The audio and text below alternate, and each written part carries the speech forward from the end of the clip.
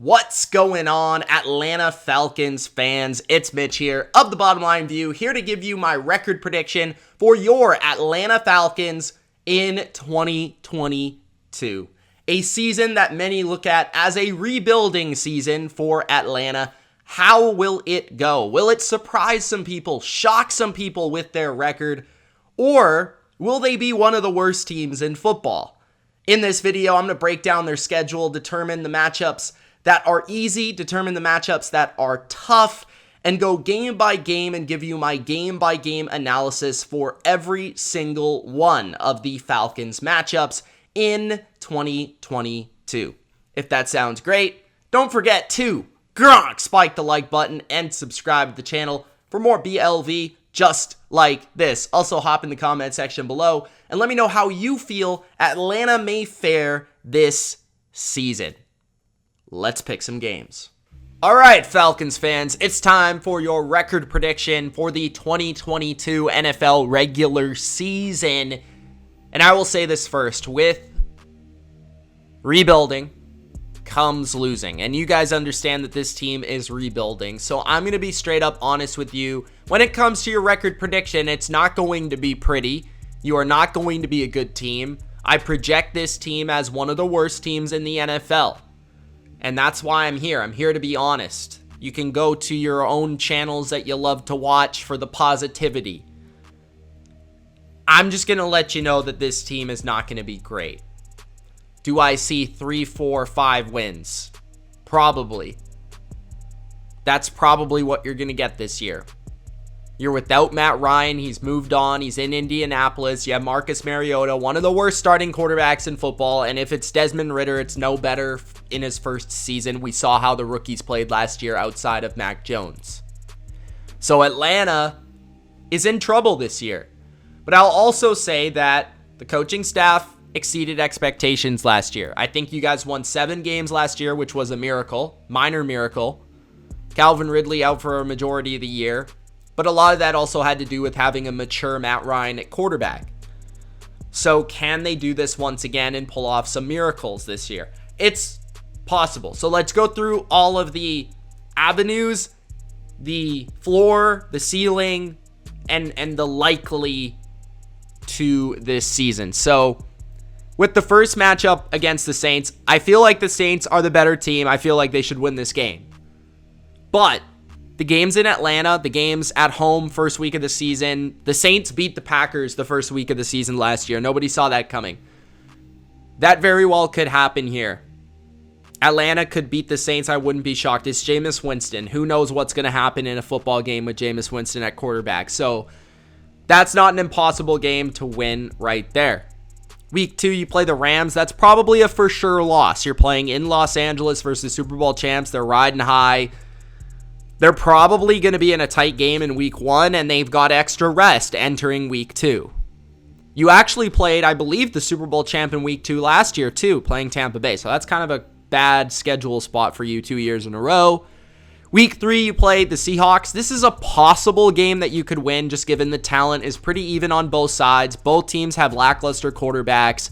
Both teams have respected coaches, but not a lot going for them. They're both rebuilding.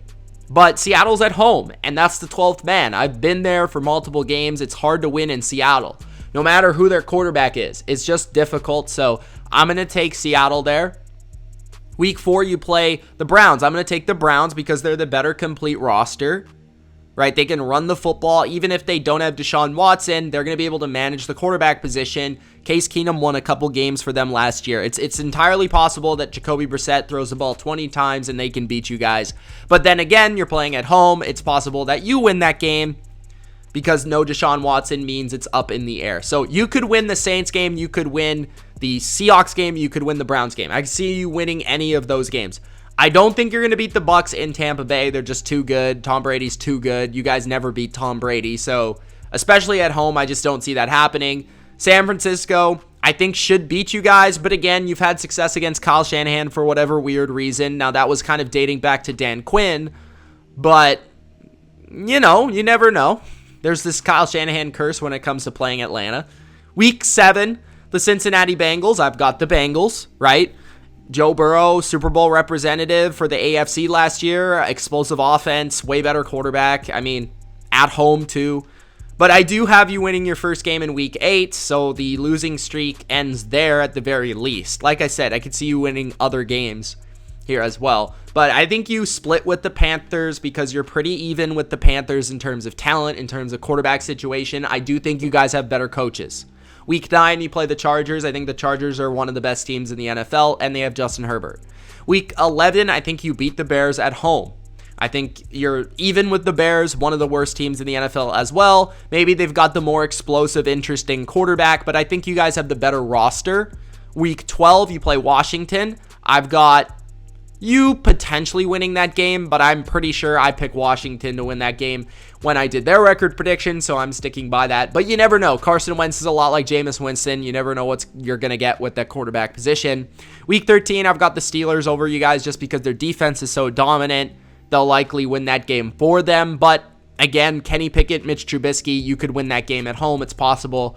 Bye week, then you play the Saints. I'm going to say you beat the Saints once just because you typically do beat the Saints, and you typically beat them in New Orleans for whatever weird reason you did it last year. I think you could do it again this year.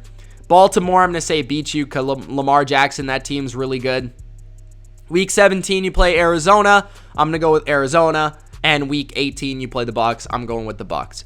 So maybe you beat the Bucs the last week of the season if they're resting some players. You take Atlanta there. Maybe you're playing Blaine Gabbert.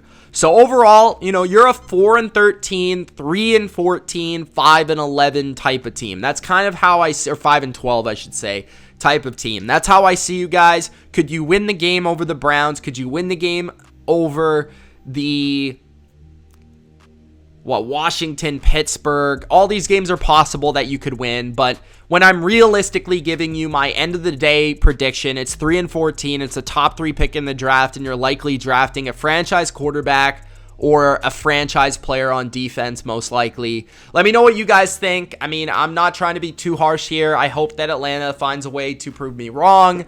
I just think overall with their quarterback position, with the talent on the roster, they've got a long ways to go. So somewhere between 3 and 5 wins is what I project for them in 2022. Let me know what you guys think in the comment section below. It's Mitch. Appreciate you watching. Gronk, spike the like button, and we'll see you in the next video. Peace.